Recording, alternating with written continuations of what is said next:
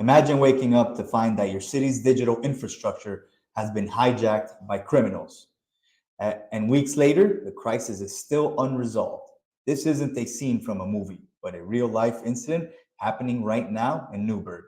Welcome to today's episode of FNPodcast, where we delve into the unfolding cyber attack on Newburgh systems, the impact on the community, and what this means for cities everywhere. I'm your host, Felipe, and I'm here with my colleague, Luis. And today we're uncovering the vulnerabilities that make our cities targets and the urgent need for robust cyber defenses. Stay tuned as we break down the events, hear from experts, and discuss how cities can protect themselves from becoming the next cyber attack headline. Let's dive in. Welcome back, Luis. How's it going? It's going well. Yeah, it's quite the hacks that we're seeing lately. I mean, you just mentioned Newberg. Tell us more. I think first and foremost, we were kind of just chatting today. I wanted to just mention, I think this is like 6 to 7 months doing podcast videos. I think Oh, that's right. we've been at it. We've been sticking to the content, which is great. So kind of excited about that. Definitely. Yeah, it's been a long journey, and we keep getting better, understanding the threats and delivering them to you. Awesome. Yeah. So back here today in another podcast and cyber discussions.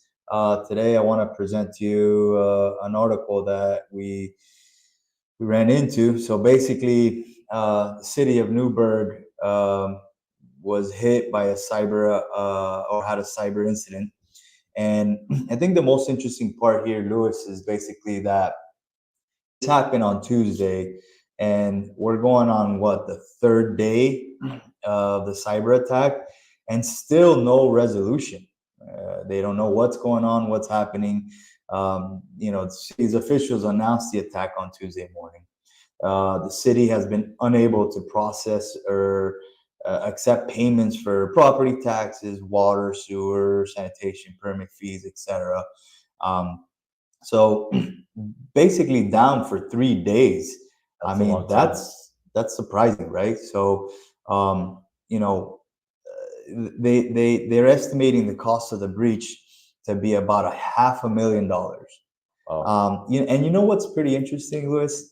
The mayor made a pretty interesting statement, and I quote: "We are surprised because the group, whoever it is, usually goes after large cities. I am not sure why we are on their radar. Thank God we recently purchased cyber insurance." wow. Well, at least they had cyber insurance. That's good. That's one proactive thing Yeah. that he did. But that statement, and it's something that we kind of always are pushing. You're not too small to be a target or to experience a breach, right? I mean, I think that's something we're constantly reiterating, right? Yeah, I think this is a great account for that last podcast we had where we said size doesn't matter. In this All right. case, this small town uh, is still a juicy target for someone. Uh, Well put. Yeah, yeah, absolutely. no one's too small for a cyber attack. If there's value in your data, that's why companies love to get it. And in a recent podcast, I think we mentioned like a solopreneur that had an e-commerce site. She woke up to like a website down, so she Yeah, kind of lost, a lot of. I don't know if she went bankrupt or not. I don't recall, and but it's pretty interesting that they already have a number on the damages from this breach at Newberg. I mean, $500,000, like, and imagine $500,000 in 3 days of no solid production. So in this case, how many employees does the city have through that's affected by this breach? Like, is $500,000 just payroll costs? Maybe that they have city employees just twiddling their thumbs. Like, this has a real world impact. People are going into the weekend, probably just not sure about Monday. If you're an employee there, you're like, okay, what's gonna happen? Am I gonna get paid? Or is there delays? Like, these attacks, we like to think are just a one and done thing. Hey, my data's gone, whatever. I post on Facebook anyways. I got nothing to lose. It's the wrong mindset. You can absolutely. you can still lose here operationally, just like this city is experiencing. So it's like a great thing to know as a business owner. How much time can I afford to be down? Is it a few hours, days, weeks, months? Have to start. Absolutely. Yeah. And I think the most interesting part, to be honest, Lewis, is the fact that he made that statement. He doesn't know why they're on their radar, leads me to believe that, one, he doesn't have an incident response plan, doesn't have a proper disaster recovery. So if you're 3 days into it and you haven't recovered data, odds are they probably don't have an enough backup plan in place to be able to recover. Yeah, or they're still trying to determine the source of the attack, which is sometimes why these downtimes last longer, is because they're still trying to understand how it happened to prevent it from spreading. If it's like they're trying to contain, let's say, the malware from spreading across the network, or they're trying to understand how it got in there so they can prevent that same attack vector from repeating. So it's a process. It's not just disaster recovery, but it's incident response, like you mentioned. But yeah, I think Yeah, it's ultimately deciding, or analyzing how much time can you afford to be down, right? So at some point, someone's going to have to decide. All right, let's implement some new infrastructure and some new hardware, recover, so we can get back online. These are people's lives at stake, right? right. uh, or continue down a path where they may or may not find out. Who knows who is, working on this, what type of the tech consulting firm they hired, etc. So there's a lot of things to this, and for me, it leads me to believe that they had nothing in place and didn't uh, approach cybersecurity or risk management correctly, basically. Agreed, So agreed. And I think another thing outside of this article that we got to take into account, especially if you're in South Florida, is hurricane season and all the storms. Like, for instance, we had a customer not too long ago actually had a server fry, went completely offline, and it was due to the tropical depression or storm that came by.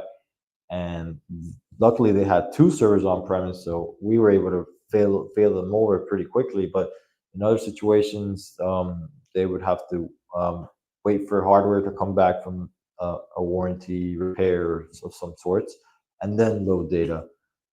Fortunately, with this customer as well, we have a hot cloud. So if if for whatever reason we didn't have that secondary server, they could have been fully operational within 2 to 3 business hours for their production again.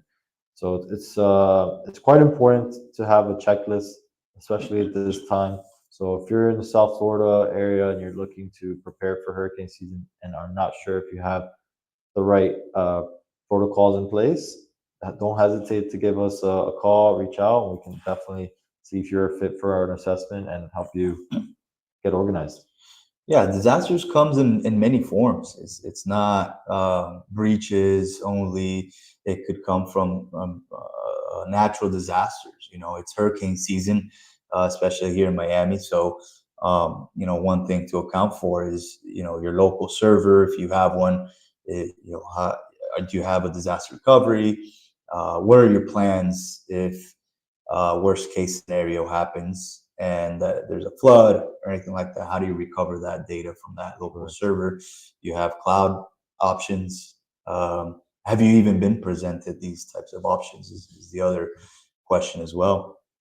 Um, so and not to mention this week alone as well, we've had a situation where the ISP, for some reason, gave away our customer's block of IPs to another customer. Huge So they were availability down. issue. Yep. What's that? A huge availability issue. Like they weren't able to have the VPN routes going. That's quite the So uproot there for yeah, the oh my God. customer. So something so simple and huge mistake on ISP's part. I don't want to name any names, but it took them basically all day uh, to to to even get back up. Right? They were, the Yeah. ISP It was So going down the rabbit hole there, and vendor management's hard. Sometimes some vendors are easy to work with, others take a lot more absolutely. notes. You might need to have a ticketing system backing you up. In our case, we were more organized in the ISP, and we were able to track down the leadership team there and like escalate and continuously, monitor the situation. But that comes from our support. A lot of businesses, unfortunately, don't have that muscle, so they could have been just down until the ISP shows up. They get desperate, change the blocks, slowly pay more and more billable hours to, time and expense type of company, and you know how many days are you down? How much did you lose in production? In this case, there's a branch office that was depending on this VPN link, and they were also down. So there's a lot of ways that a business can be interrupted, and it's important to understand what are the natural disasters that you're at risk to, what are the logical threats, what are your vendor supply chain risks, the ISP being down in one. Taking account and inventory of all that is critical for you to understand how to prioritize, because you're not going to tackle everything, uh, that's for sure, and not right away. But if you prioritize, you'll be able to be at a better standing. Yeah, and understanding if if you do have a cloud solution or SaaS product, who is that vendor? Is that vendor, a big vendor, a small vendor? Is it a public company, private company? Do they have their data in a basement somewhere, and you think because it's accessible from the cloud that it's safe? All those are great questions to be probing your vendor to fully understand your risk. So if there's a disaster, like what is it that they're going to do to recover your data in the event of a loss? Exactly. All right. Yeah, Luis, I think you have another article that you want to discuss. Yeah, it's on the screen there, but same theme as what we've been talking about just now. The only difference is this time it's with defense contractor, a U.S. Department of Defense contractor here with military data, government data was breached. This company is a tech consulting firm with 400 employees and $100 million a year annual revenue. And they basically do cybersecurity, data analytics, operations, and all the technical side. So for them to be breached is quite the impact, because you're essentially understanding how what they have here, the CI and CD, CI, continuous integration, continuous development or deployment of code, has been breached for the government and its contractors. So it just goes to show that at every layer, going from as small as a local city mayor thinking they're too small to a 400 employee organization, each organization, no matter how big or small, has its unique threats.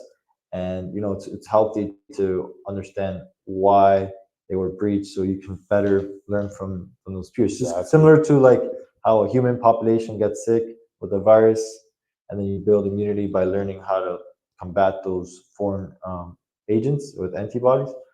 That's how your cybersecurity should be. You should be adapting to the threats, learning, staying consistent, working with the tech team, and keeping aware. You should not operate under the mindset of ignorance, where hey, it doesn't exist, it doesn't matter, I'm too small. We have cyber insurance at least, but we're too small. Yeah, I mean, I think approaching it from 3-2-1 backup rule as well, right? So basically having three backups of your data, whether it's local, cloud, and a separate cloud, or another off um, offline air gapped copy. I think super important to have those options in case one gets breached, etc. If you get ransomed, that local copy is not going to make it. Yeah. So therefore, the result is the cloud backup as an option.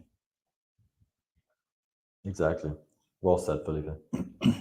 Excellent. So that kind of wraps up for us. And today's deep dive into the unsettling world of cyber attacks targeting our cities. We've seen how the situation in Newburgh is a wake-up call for communities everywhere. It's clear that no one is immune, You're not too small, and proactive measures are crucial. Thank you for tuning into FN Podcast. If this episode sparked new thoughts or questions, we'd love to hear from you. Don't forget to subscribe and share and help spread awareness. Until next time, stay vigilant, stay informed, and stay secure. Thank you. Thank you.